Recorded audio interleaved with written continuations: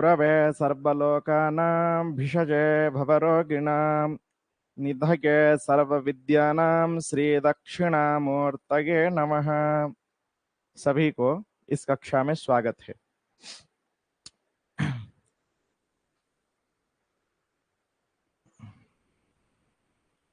मैं आपको व्हाट्सएप में पहले दिन या 2 दिन या 3 दिन पहले कुछ भेजा था।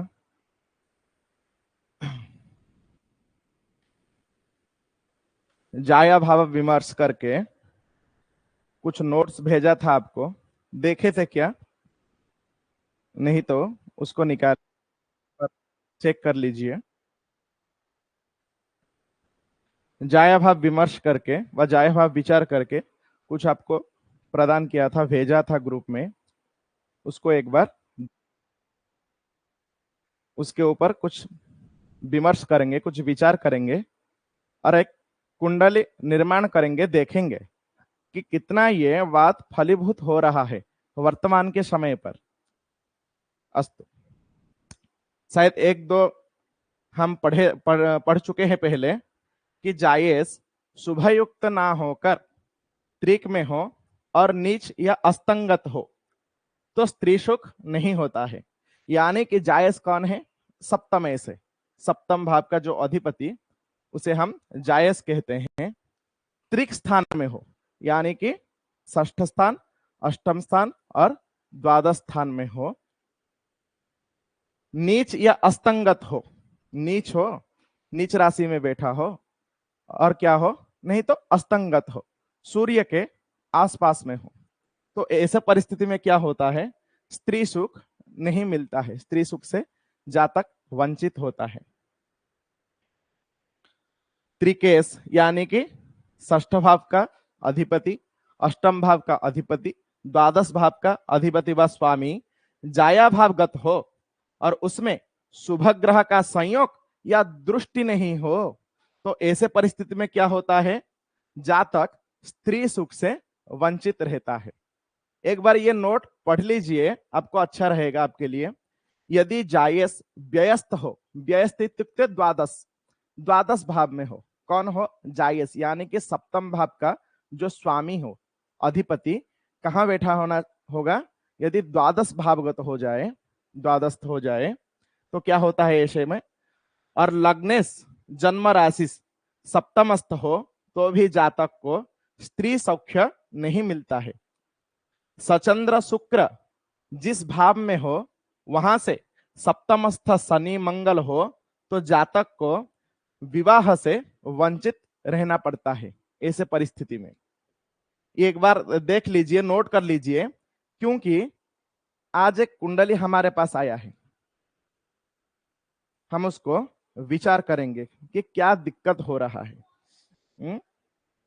सप्तमस्थ शनि तथा चंद्रमा के होने से जातक प्राय प्राय अविवाहित रहता है।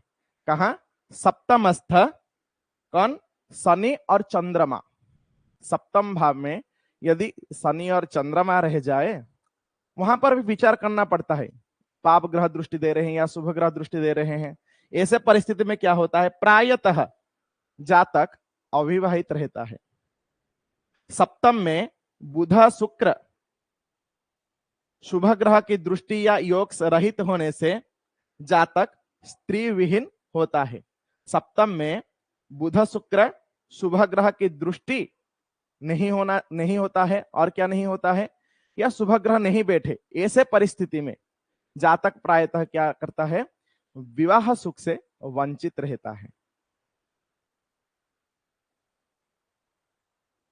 लग्न सप्तम अष्टम द्वादश भावगत पाप ग्रह विशेषतः मंगल और शनि पत्नी नाशक या विवाह में बाधा होते हैं। उस दिन 1 दिन या 2 दिन पहले हम कुंडली देखे थे, शायद लग्न में मंगल या सप्तम में शनि, ऐसे परिस्थिति हो रहा था। देखिए वो बात आ गया है, आपको मैं भेज दिया था इसीलिए कि क्या लग्न चतुर्थ सप्तम अष्टम द्वादश भावगत पाप ग्रह विशेषतः मंगल और शनि पत्नी नाशक या बाधक होते हैं और विवाह में विलंब उत्पन्न करते हैं। ऐसे परिस्थिति में आज एक कुंडली को अध्ययन करेंगे, देखेंगे। यदि मोबाइल में कुंडली ऐप है, दृक पंचांग है, तो निकाल लीजिए। नहीं तो किसी भी ऐप है यदि पंचांग के लिए, कुंडली एप्लीकेशन है, उसको निकाल लीजिए। नहीं तो नोटबुक में कुंडली बनाइए, देखेंगे, विचार करेंगे।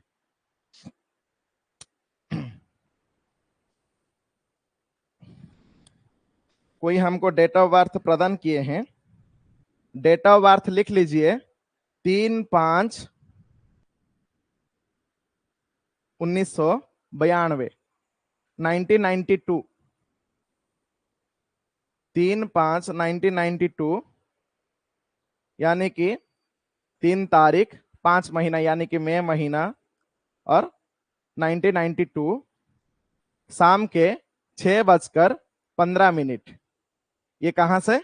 ओडिशा कटक जन्म स्थान डाल दीजिए।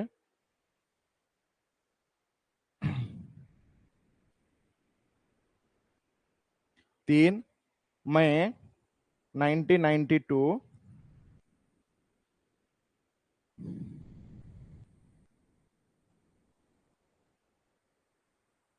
और समय है शाम को 6:15।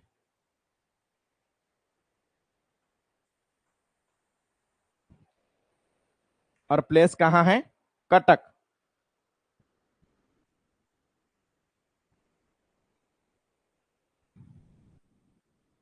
कटक ओडिशा इंडिया ऐसे आ जाएगा। हाँ, ये जन्म कुंडली आ गया। हम जो पढ़े थे उसके ऊपर आज विचार करेंगे, एक कुंडली के लेकर। ये जन्म कुंडली हमें कोई प्रदान किए हैं, उनका नाम हम नहीं ले सकते हैं, परंतु ये पुरुष है, विवाह में विलंब हो रहा है, विवाह में विलंब हो रहा है। आज हम विचार करेंगे।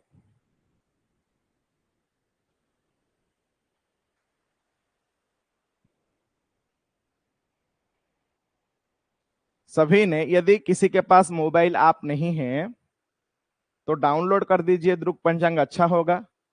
अथवा नोटबुक में ऐसे कुंडली बनाइए। यह है लग्न कुंडली, यह है नवमांश कुंडली। पहले लग्न कुंडली को ऐसे बना लीजिए। लग्न क्या आ रहा है? सप्तम, यानी कि तुला लग्न हो रहा है। और सप्तमाधिपति कौन है यहाँ? मंगल। मेष राशि आ रहा है, तो सप्तमाधिपति मंगल हुए।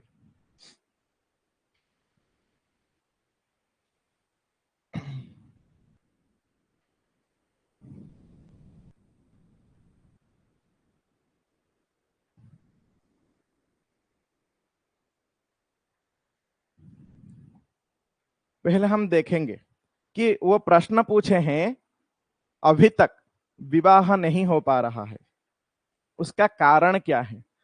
हम यदि कुंडली को देखेंगे तो ये समस्या पहले हमको नजर आ रहा है। जी हाँ, विवाह में विलंब हो रहा है, वह विवाह में विलंब होगा। ऐसे परिस्थिति जन्म कुंडली में क्यों आ रहा है, और यदि विवाह होगा कब होगा, कितने उम्र में होगा, और कारण क्या है, विवाह बाधक क्यों हो रहा है, विवाह में बाधा उत्पन्न क्यों हो रहा है। ये सारे प्रश्न है। और यदि होगा कब होगा, क्या प्रतिकार करना चाहिए या अथवा ऐसे ही होगा, ये भी एक प्रश्न है। ठीक है, बहुत सारे प्रश्न है, लेकिन हमें क्या करना है, शास्त्र सम्मत आपको जो भेजा हूं, जो डॉक्यूमेंट आपको पहले भेजा था उसको निकालिए, उसमें ही सब लक्षण है। और वो मैं गृहित किया था पाराशर होरा शास्त्र में, पाराशर होरा शास्त्र से ग्रहण किया था।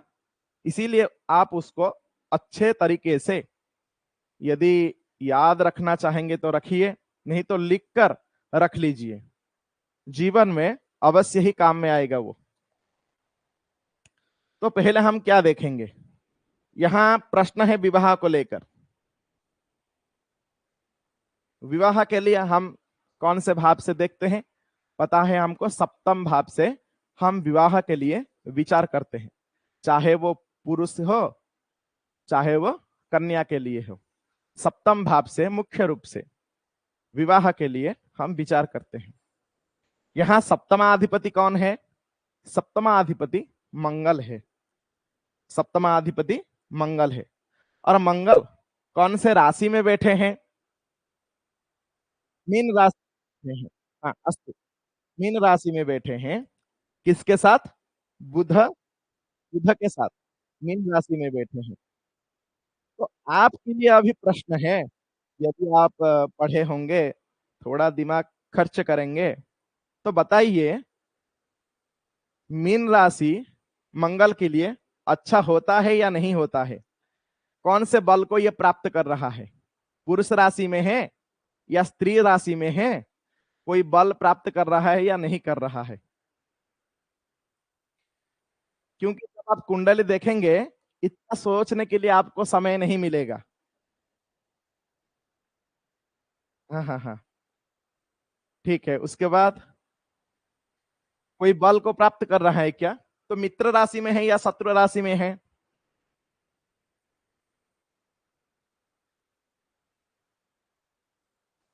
मीन राशि का जो अधिपति है वह बृहस्पति है। हाँ, तो गुरु और मंगल ये परस्पर क्या है? मित्र है या शत्रु है? मित्र है।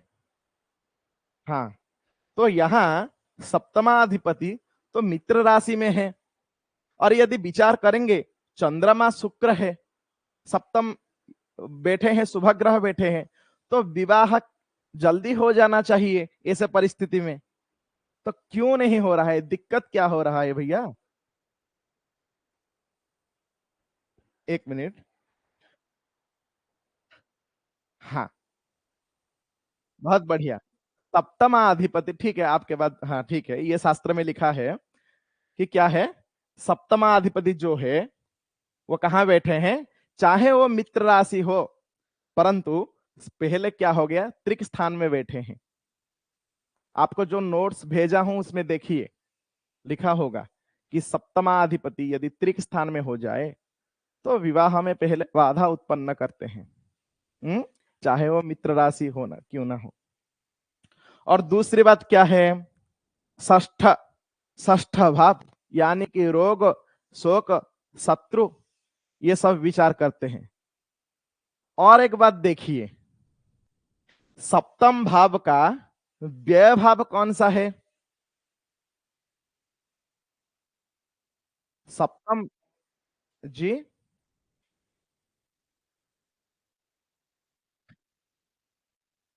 हाँ, सप्तम भाव का, सप्तम भाव का जो व्यय है, हाँ, छठा भाव, बहुत बढ़िया, शोभनम। तो ये भी एक कारण है।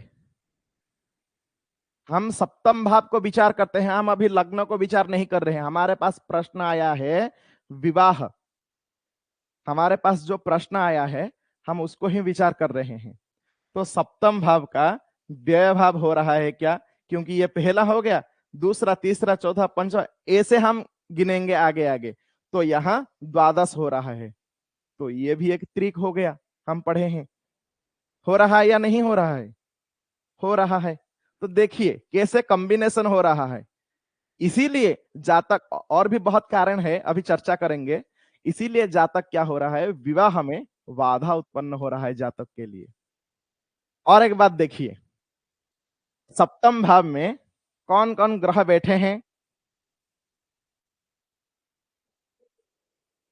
हाँ, आप मन में अभी प्रश्न आएगा, महोदय शुक्र तो एक शुभ ग्रह है, चंद्रमा तो एक शुभ ग्रह है, तो क्या दिक्कत हो रहा है कि नहीं दीपक जी?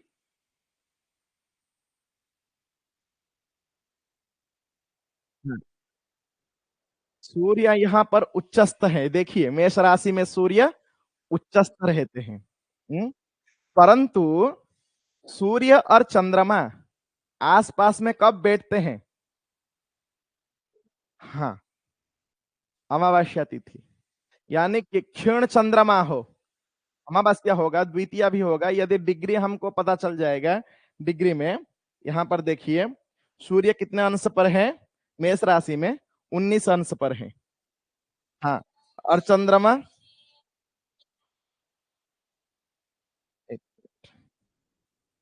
हाँ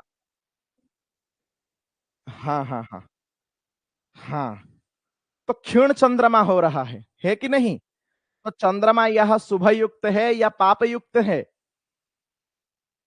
पाप युक्त है। और हमको पता है सूर्य क्रूर ग्रह है, पाप तो नहीं बोल सकते हैं, पापी ग्रह, क्रूर ग्रह है। हम्म। और तो शुक्र या क्या हो गए, पाप ग्रह के साथ बैठे हैं, क्रूर ग्रह के साथ बैठे हैं। तो शुक्र जितना फल देना चाहिए उतना नहीं दे पा रहे हैं। और क्या हो रहा है, सप्तम में यदि शुक्र बैठ जाए, सप्तम भाव का जो कारक है, यदि सप्तम में बैठ जाए, या पंचम भाव का जो कारक बृहस्पति है, यदि अकेले पंचम में बैठ जाए तो दोष उत्पन्न करते हैं। हाँ हाँ, सत्यम सत्यम, शोभनम। अस्तु। अकेला, परंतु यहां पर देखिए, हाँ आपको याद दिला रहा था, परंतु यहां पर देखिए शुक्र फल नहीं दे पा रहे हैं। वहां पर लिखा होगा, आपको जो डॉक्यूमेंट्स में भेजा था, नोट्स में भेजा था, वहां पर देखिए एक पॉइंट ये भी लिखा होगा कि शुक्र यदि पाप ग्रहों के साथ बैठ जाते हैं, पाप ग्रहों के साथ बैठ जाते हैं, तो इतना फल प्रदायक नहीं हो रहे हैं, नहीं हो पाएंगे। हाँ, है कि नहीं?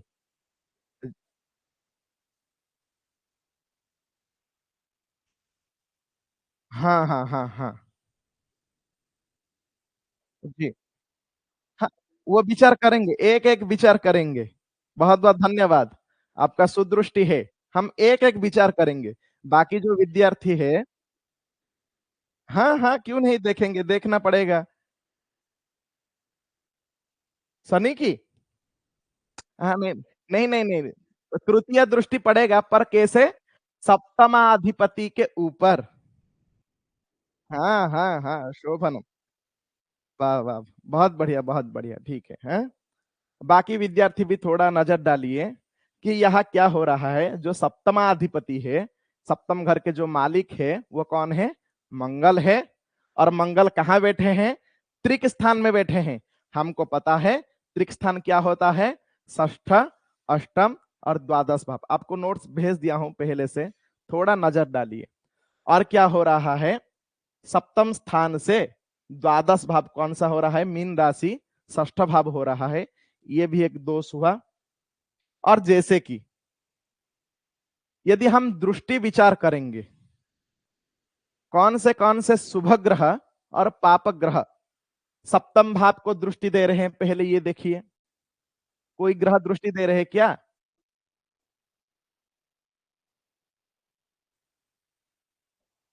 हाँ हाँ, बृहस्पति की। तो ये आप बोल सकते हैं, यदि बृहस्पति की नवम दृष्टि पड़ रहा है उसके ऊपर, सप्तम भाव के ऊपर, तो गुरुजी ये तो एक पॉजिटिव है, तो इतना दिक्कत क्यों हो रहा है कि नहीं? क्या हो रहा है, कन्या देखने के लिए तो जाते हैं, परंतु विवाह में बाधा, समस्या उत्पन्न हो रहा है। क्योंकि यहाँ एक दो नहीं, बहुत सारे ऐसे समस्या इस कुंडली में है। यदि एक दो होता तो अभी तक विवाह हो जाता, परंतु यहाँ पर समस्या बहुत सारे हैं। और एक देखिए, सप्तम भावाधिपति के ऊपर, सप्तम भाव के जो स्वामी हैं उसके ऊपर किसके दृष्टि पड़ रहा है, कोई ग्रह है क्या? हाँ हाँ, राहु, शनि और राहु, एक दो तीन चार पांच, जैसे बृहस्पति की दृष्टि होते हैं क्या, नव पंचम सप्तम दृष्टि, वैसे ही राहु का भी विचार करते हैं। और राहु का दृष्टि देखिए, एक दो तीन चार पांच, सप्तम भाव पर दृष्टि आ रहा है। और दूसरी बात क्या है, शनि की दृष्टि प्रथम, द्वितीय, तृतीय, मंगल के ऊपर आ रहा है। सप्तम भाव अधिपति जो है मंगल, उनके ऊपर आ रहा है। हो रहा है या नहीं हो रहा है? ये बहुत सारे दिक्कत हैं। और अभी देखिए एक बात, अभी दशा अंतरदशा क्या चल रहा है? क्योंकि आपको पहले देखना चाहिए कि दशा क्या चल रहा है।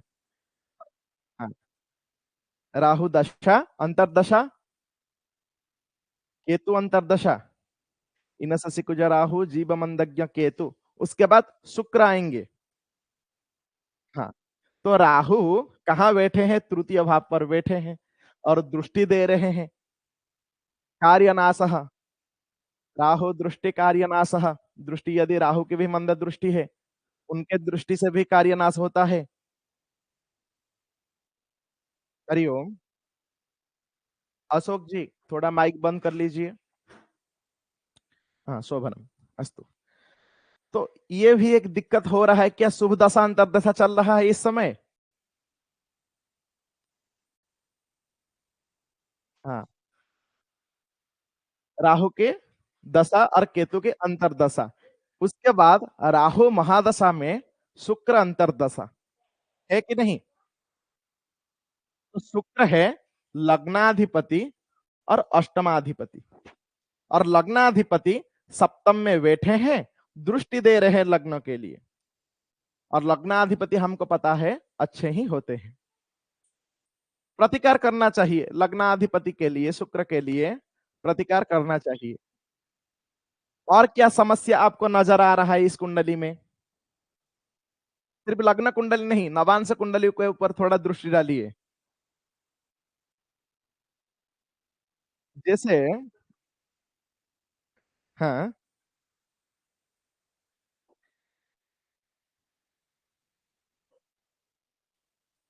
देखिए यहाँ लग्नाधिपति कौन है?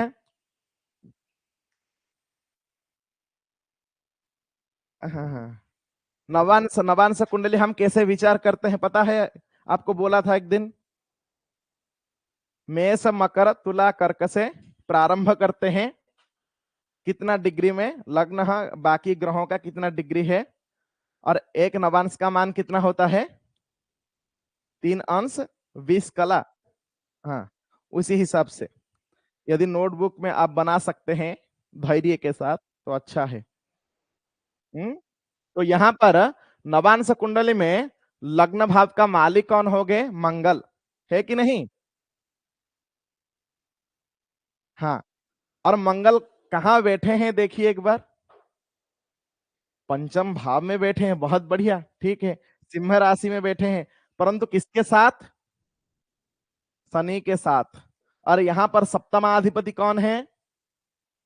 शुक्र किसके साथ बैठे हैं? राहु के साथ। और सप्तम भाव को कोई दृष्टि दे रहे हैं क्या?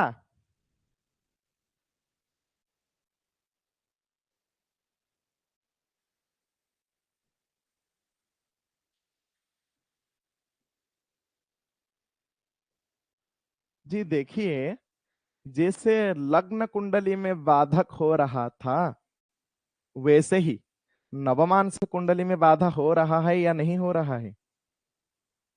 हो रहा है। हाँ, और जो पृच्छक है वो भी शायद ऑनलाइन में जुड़े होंगे। तो इतना दिक्कत हो रहा है, इसीलिए विवाह में विलंब हो रहा है, बहुत सारे हैं। तो इस अवस्था में, इस समय में क्या करना चाहिए? अब प्रश्न आएगा कि आप बोल दिए हैं कि विवाह में विलंब हो रहा है, ये तो सत्य है, क्योंकि पुच्छक इसीलिए हमको कुंडली प्रदान किए हैं। तो अभी हम क्या बोलेंगे? विवाह कब होगा? ये एक मुख्य प्रश्न है। यदि आप बोले हैं कि इतना उम्र गुजर गया है तो क्यों नहीं हो रहा था? यदि शुभ ग्रह में होना चाहिए तो पहले तो शुभ ग्रह के दशांतर दशा गुजर गया होगा, है कि नहीं? तो विवाह हो जाना चाहिए। हम्म। परंतु अभी तक क्यों नहीं हो रहा है, ये एक प्रश्न है। और यदि होगा तो कब होगा? पर्टिकुलरली टाइम क्या है, कब होगा? ये भी एक प्रश्न है। देखिए, यहाँ पर क्या हो रहा है, इतने सारा प्रॉब्लम है जन्म कुंडली में। एक नहीं, दो नहीं, अनेक है। जैसे लग्न कुंडली में है, नवमांश कुंडली में है, गोचर के समय हम विचार करेंगे। गोचर के समय इनका राशि क्या है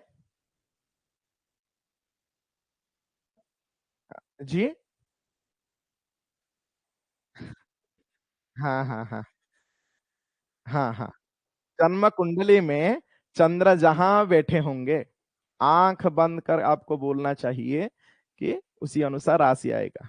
यहाँ पर चंद्र बैठे हैं मेष राशि में, तो इनका कुंडली का जो राशि है मेष राशि है। और यदि गोचर का हम विचार करेंगे, गुरु शुद्धि इत्यादि विचार करेंगे, तो बृहस्पति अब कौन से राशि में बैठे हैं? वृषभ राशि में। उससे पहले कौन से राशि में थे? मेष में थे।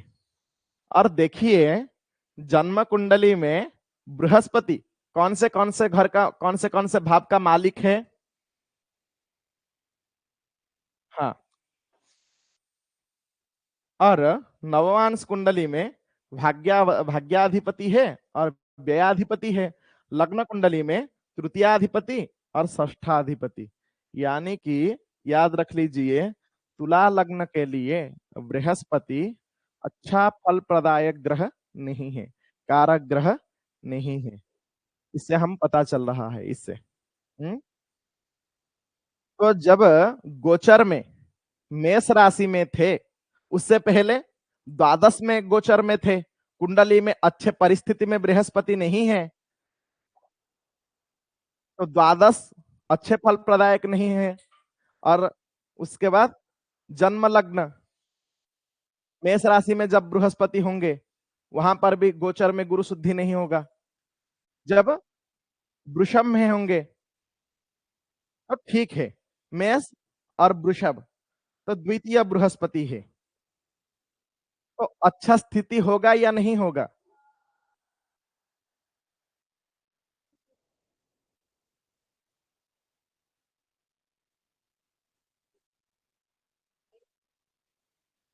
हाँ हाँ हाँ हाँ, देखिए इनका राशि क्या है? मेष राशि है। बृहस्पति अब कौन से राशि में है? वृषभ राशि में है। तो मेष वृषभ द्वितीय हुए या नहीं हुए? तो गोचर में मेष राशि वालों के लिए बृहस्पति कहाँ है? द्वितीय है। और हमें पता है बृहस्पति जब द्वितीय, पंचम, सप्तम, नवम, एकादश में होंगे तो अच्छा फल प्रदायक होना चाहिए। परंतु जन्म कुंडली में बृहस्पति का इतना फल नहीं है। और बृहस्पति कहाँ बैठा है, कहाँ बैठे हैं? एकादश स्थान में बैठे हैं। एक, दो, तीन, चार, पांच, छह। हाँ, एकादश स्थान में बैठे हैं, सिंह राशि में। कितने अंश पर बैठे हैं बृहस्पति?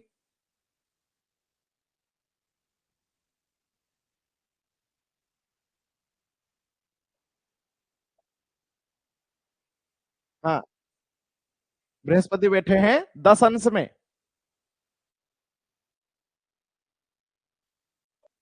हाँ, तो ये कौन से राशि में बैठे? विषम राशि में बैठे या सम राशि में बैठे बृहस्पति?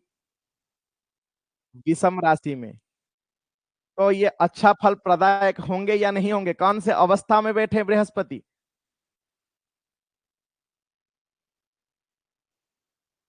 जी,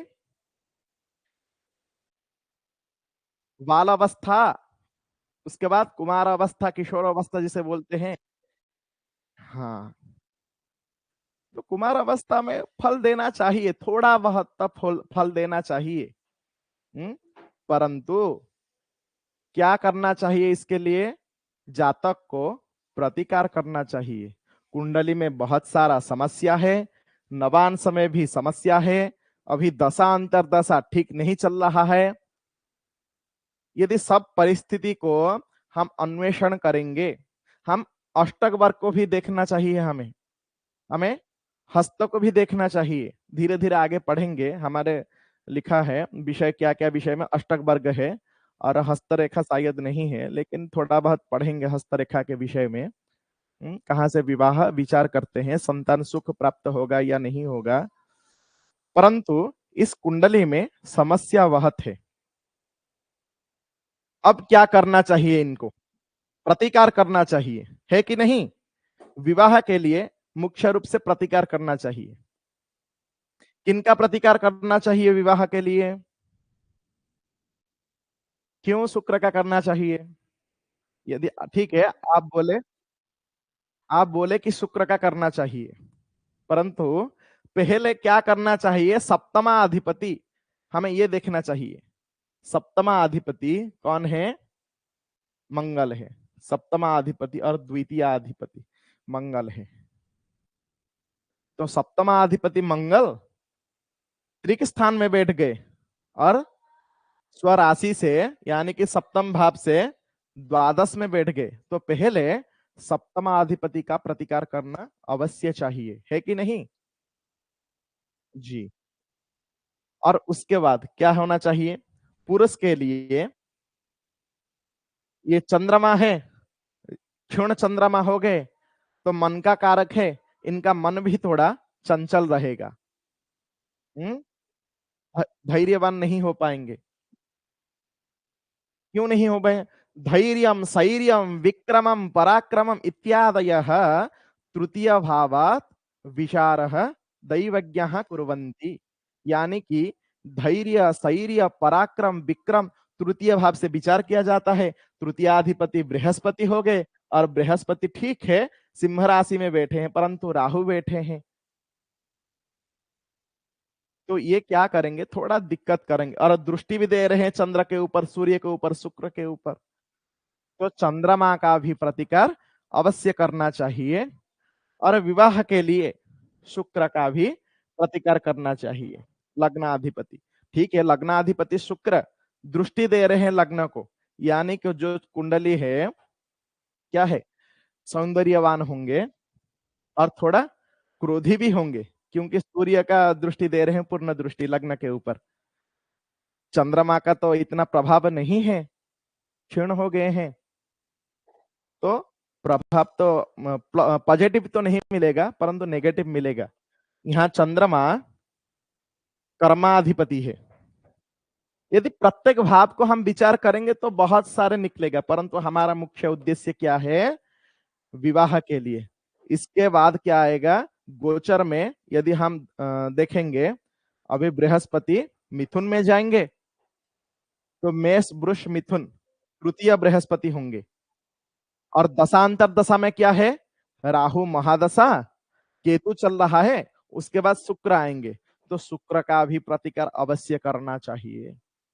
और यदि अच्छे से प्रतिकार करेंगे, दावे के साथ हम कह सकते हैं क्या है, शुक्र अंतरदशा राहु महादशा में विवाह हो जाएगा। लेकिन जितना तबीयत खराब है, उसी के अनुसार जैसे एंटीडोज मेडिसिन देते हैं, उसी प्रकार प्रतिकार करना चाहिए, है कि नहीं। जी।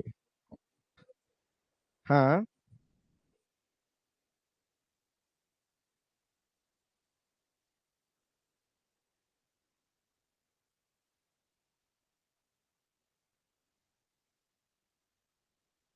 जी। हाँ, देखिए यहाँ पर बृहस्पति तृतीयाधिपति और षष्ठाधिपति इन कुंडली में है। तो बृहस्पति इतना अच्छा फल प्रदायक नहीं है, प्रतिकार कर सकते हैं, करना भी चाहिए। हाँ, एकादश भाव में बैठे हैं सिंह राशि में।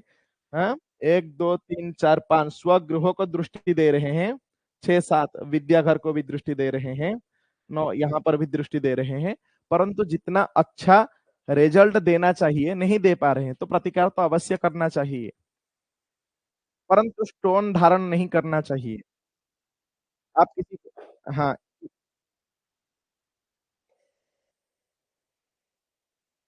हाँ।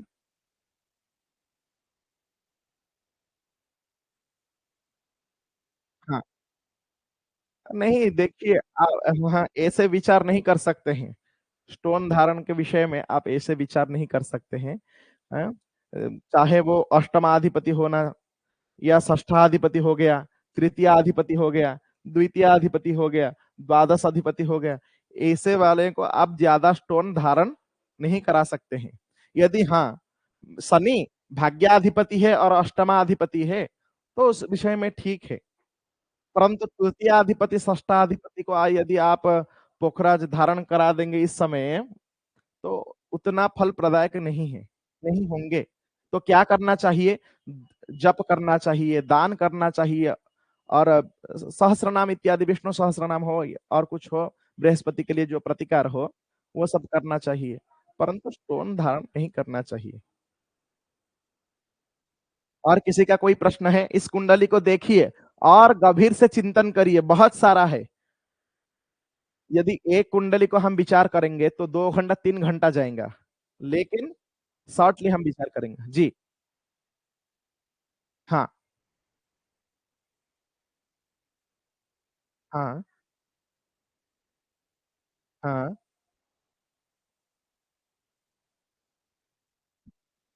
हम्म।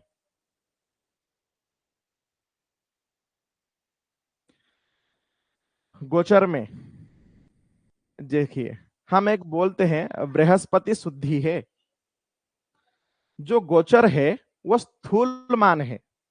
हमको अष्टक वर्ग यदि विचार करेंगे हम, वो सूक्ष्म मान है। अष्टक वर्ग जानते हैं? हाँ, चाहे देखिए, हम शास्त्र में तो यह ये लिखा है कि कन्या के लिए गुरु शुद्धि, पुरुष के लिए रवि शुद्धि विचार करना चाहिए, और जब विवाह होगा उस दिन का चंद्र शुद्धि, लग्न शुद्धि देखना चाहिए। ये शास्त्र लिखा है। परंतु हमको ये भी देखना चाहिए, बृहस्पति जब द्वितीय पंचम सप्तम में हो, नवम एकादश में हो, तो गुरु शुद्धि आ जाता है। यदि तृतीय में हो या चतुर्थ में हो या षष्ठ में हो, तो उस समय हमको अष्टक वर्ग देखना चाहिए कि अष्टक वर्ग में कितना बिंदु, कितना पॉइंट प्राप्त कर रहे हैं बृहस्पति। क्योंकि एक स्थूल गणना होता है, एक सूक्ष्म गणना होता है। जैसे हम बोलते हैं दंड लिता, पर प्राण असु त्रुटि सूक्ष्म गणना हो जाता है, जैसे वैसे ही। दीपक जी, द्वितीय पंचम सप्तम नवम एकादश में बृहस्पति का शुद्धि होता है, परंतु देखिए, एक अच्छी बात है कि बृहस्पति इस कुंडली में भाग्याधिपति हो या पंचमाधिपति हो या चतुर्थाधिपति हो, और गोचर के समय में द्वितीयाधिपति हो जाए, तो उस समय विवाह के लिए सबसे उपयुक्त माना जाता है। और देखेंगे आप, उस समय प्रस्ताव बहुत सारे आएंगे कुंडली के लिए, ऐसे परिस्थिति में।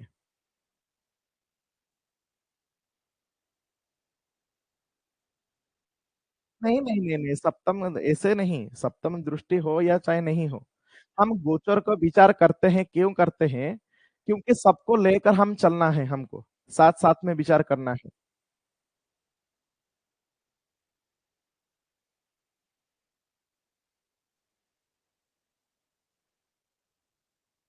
जी दीपक जी को अष्टक वर्ग के बाद और एक दिन आपको समझाऊंगा। एक दिन यदि आप बता दूंगा तो थोड़ा दिक्कत होगा आपके लिए। तो अष्टक वर्ग है हमारे विषय में, अष्टक वर्ग कैसे विचार करते हैं अष्टक अष्टक वर्ग से, वो पढ़ाएंगे आपको, लेकिन थोड़ा धीरे धीरे पढ़ाएंगे।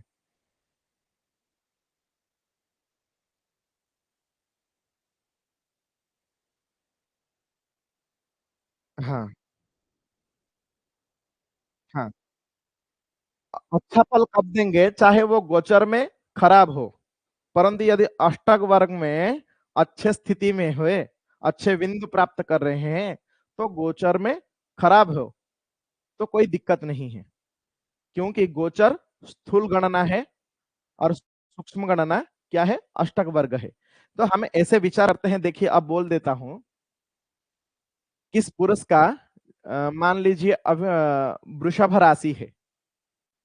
हम्म, तो विवाह के लिए हम पहले क्या करते हैं, बृहस्पति शुद्धि, गुरु शुद्धि, रवि शुद्धि ये सब देखते हैं। तो यदि किसी ज्योतिष के पास वो कुंडली जाएगा वृषभ राशि वाले के लिए, वृषभ राशि, तो वो बोलेंगे अभी वृषभ राशि में जन्म बृहस्पति है, वृषभ राशि में ही बृहस्पति बैठे हैं, गोचर में, आकाशीय गणना में वृषभ राशि में बैठे हैं। तो जन्म बृहस्पति में शादी करना आपके लिए अच्छा नहीं है। तो कब करेंगे, जब गोचर के अनुसार बृहस्पति द्वितीय भाव में आएंगे, यानी कि द्वितीय राशि में आएंगे, तो मिथुन में आ जाएंगे। तो वृषभ, मिथुन, तो द्वितीय हो गया। तो ये हो गया गोचर परंपरा। द्वितीय, पंचम, सप्तम, नवम, एकादश ऐसे परिस्थिति में हम बोलते हैं विवाह अच्छा माना जाता है। परंतु किसी का तृतीय है, किसी का चतुर्थ है, क्या 2 साल के लिए वो विवाह नहीं कर पाएंगे क्या? उम्र हो रहा है और शादी के लिए कोई हाँ बोल दिए हैं, तो ऐसे परिस्थिति में 2 साल के लिए वो विवाह नहीं कर पाएंगे? कर पाएंगे।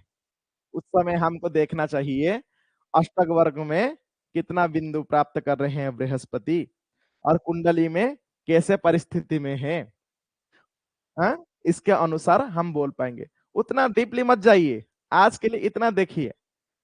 जब अष्टक वर्ग आपका पढ़ाऊंगा उस समय बोल दूंगा गोचर क्या है, अष्टक वर्ग क्या है, और एक बार विमर्श करेंगे। नहीं नहीं नहीं, वो देखिए, वो अभी यदि आप चिंतन करेंगे, हम जब जो डायरेक्शन में जा रहे हैं वो विच्युत हो जाएंगे। हाँ, बाहर निकल जाएंगे। अस्त- ये देखिए, इस कुंडली में आप क्लास के बाद और 1 घंटा समय दीजिए, यदि आपके पास हो, नहीं तो रात को समय दीजिए और अच्छे से अन्वेषण करिए। और सारे सारे बहुत है, इस कुंडली को हम काल काल भी विचार करेंगे, विमर्श करेंगे। बहुत सारे और भी लक्षण है, विवाह क्यों नहीं हो रहा है। आपको सिर्फ मैं 10 नोट्स बना मतलब भेजा हूं, 10 या 11 या 12 ऐसे कुछ भेजा हूं। उसमें देखिए 2-3 लक्षण इसमें आ रहा है कि नहीं?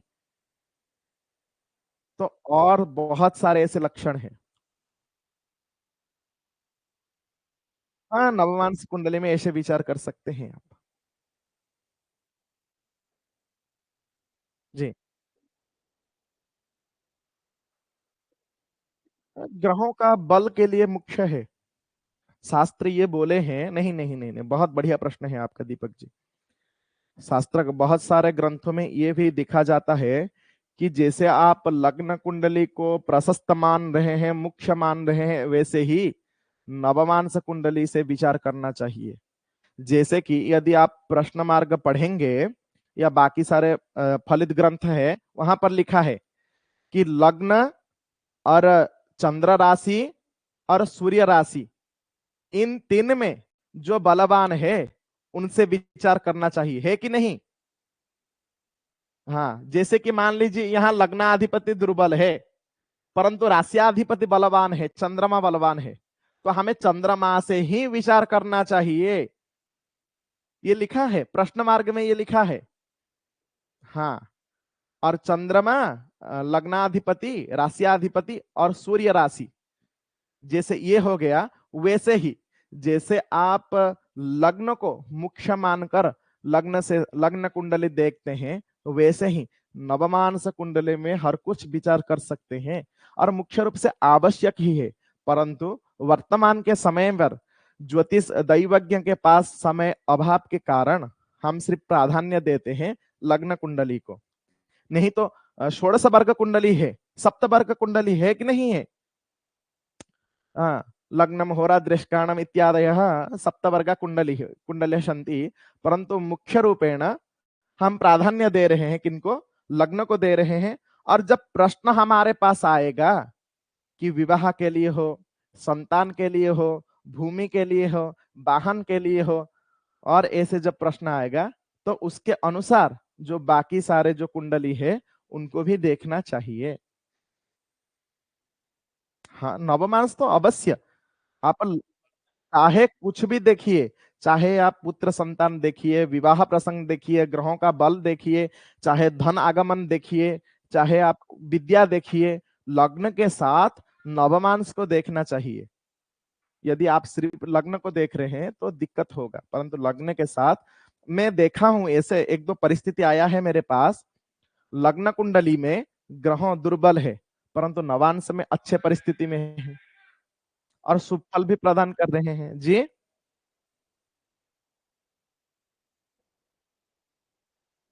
हाँ, मतलब इतना भी अच्छा नहीं परंतु फल देंगे।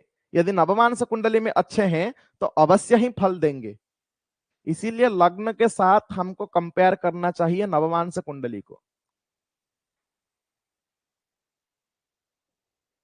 जी जी जी जी, ये बोल सकते हैं आप जी।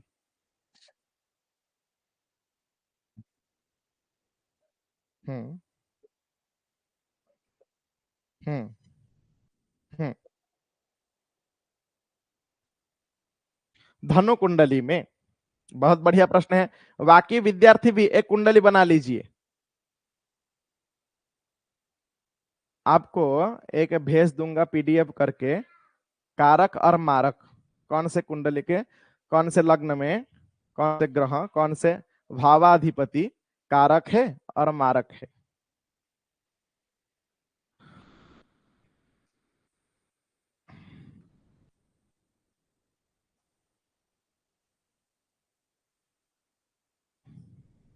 ऐसे कुंडली बना लीजिए।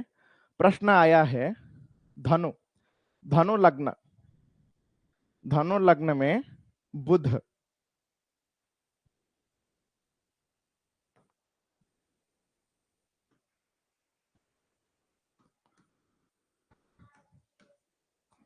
वृश्चिक, ऐसे। और प्रश्न क्या आया है, धनु लग्न में बुध मारक है या नहीं है। आप लघु पाराशरी पढ़े होंगे।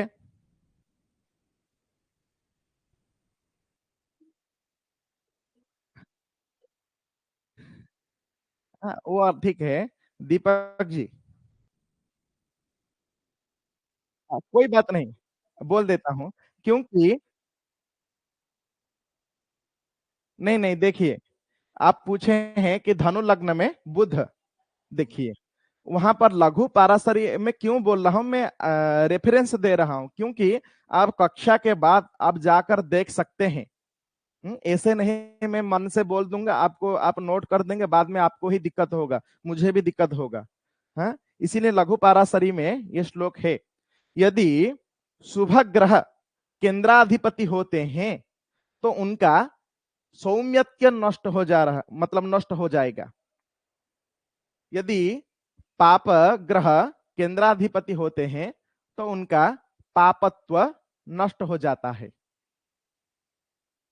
एक है, लघु पाराशरी में बोला गया है।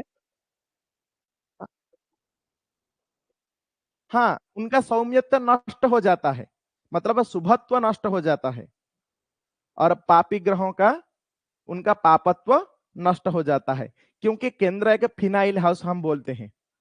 हम्म तो यहां पर देखिए, बुध क्या हो गए, केंद्राधिपति है कि नहीं, एक सप्तम भाव के अधिपति और कर्म भाव दसम भाव के अधिपति है। तो सप्तम भाव हमको पता है क्या है, मारक स्थान और कर्म भाव, परंतु यहां बुध का क्या हुआ, शुभत्व नष्ट हो रहा है कि नहीं।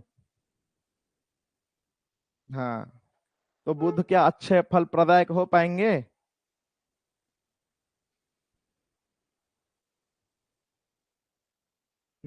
आप कहीं देखे थे क्या, लिखा है कोई ग्रंथ में।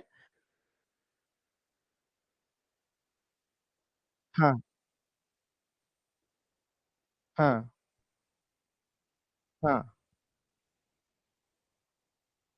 हाँ, देखिए इसी परिस्थिति में यहां पर देखिए, यदि यहां पर बुध बैठे होंगे और यहां पर अब बृहस्पति आकर बैठ जाएंगे, ऐसे परिस्थिति में राजयोग उत्पन्न होएगा। या नहीं होगा? क्योंकि कर्माधिपति लग्नाधिपति यदि साथ में हो, भाग्याधिपति लग्नाधिपति यदि साथ में हो, और लग्नाधिपति पंचमाधिपति यदि साथ में हो, ऐसे परिस्थिति में राजयोग उत्पन्न हो जाएगा, तो कुछ दिक्कत नहीं होगा। परंतु बुध हम बोल सकते हैं, बुध इनके लिए यदि अकेला में बैठ जाएं, पापी ग्रहों के साथ बैठ जाएं, तो दिक्कत कराएंगे, अच्छे फल प्रदायक नहीं हो पाएंगे। और धनु लग्न के लिए बुध अच्छे नहीं माना जाता है। हाँ, परंतु ये भी याद रख लीजिए, यदि भाग्याधिपति के साथ बुध हो जाए, यहां पर पंचम स्थान में आकर बुध बैठ जाए, किसके साथ? सूर्य जी के साथ, तो बुधादित्य योग बन जाता है। ऐसे परिस्थिति में क्या होगा? राजयोग प्रदान करेंगे।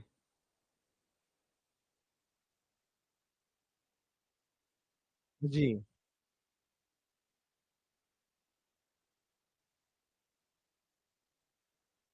हाँ, ये भी विचार करना चाहिए, उनका अंश देखकर विचार करना चाहिए। यदि हाँ हाँ हाँ, जी जी जी, तो बुधादित्य योग होता है, तो असंगत हो जाते हैं। हम्म, परंतु फल नहीं दे पाएंगे। केंद्र स्थिते देव गुरु मृगांकाद गजकेसरी योग, लग्न से बृहस्पति से चंद्रमा केंद्र में होना चाहिए। परंतु यदि अष्टम में हो जाए, षष्ठ में हो जाए कि अष्टम में हो जाए, ऐसे परिस्थिति में जितना फल देना चाहिए, क्या उतना दे पाएंगे? ये सब विचार करना चाहिए हमें। देखिए जितना कौन सा? एक बार श्लोक बोलिए।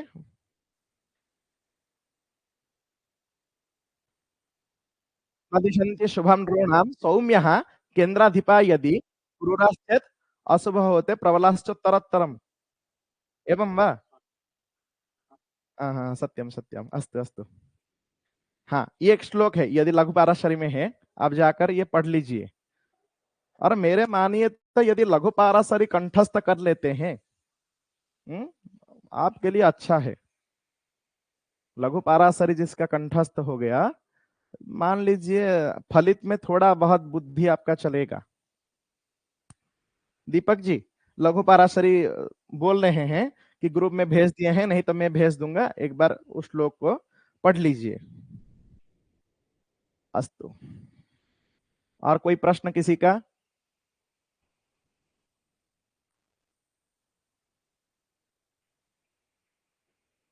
अस्तु तरी। हाँ पूछ।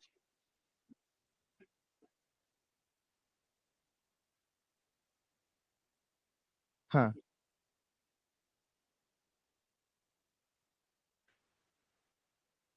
हम्म, हाँ हाँ हाँ। जी, ऐसे परिस्थिति में बनेगा। कौन से ग्रंथ में लिखा है?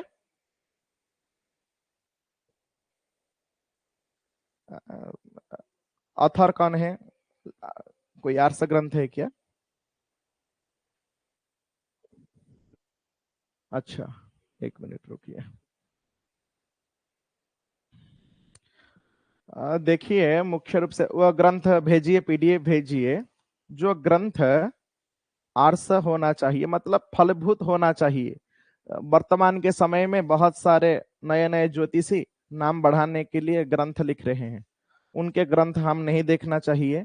जो वास्तव ग्रंथ हम पढ़े हैं, उसका ही रेफरेंस आपको देंगे, और उसी ग्रंथ में से आपको पढ़ाएंगे। ठीक है, एक बार भेजिए, वो ग्रंथ में देखकर आपको बोलूंगा।